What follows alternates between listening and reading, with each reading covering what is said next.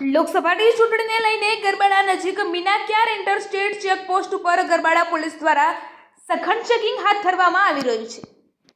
લોકસભાની ચૂંટણીનો માહોલ જામ્યો છે। ગુજરાતમાં ત્રીજા ચરણમાં 7 મેના રોજ મતદાન થવાનું છે।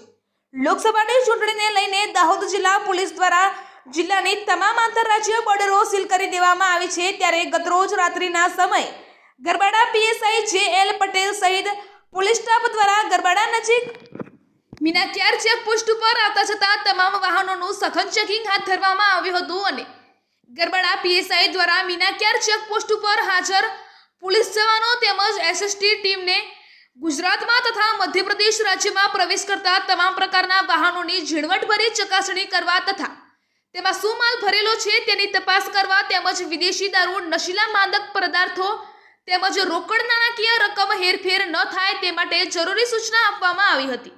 અહેવાલ માજુભાઈ બારિયા, દાહોદ જિલ્લા બ્યુરો ચીફ।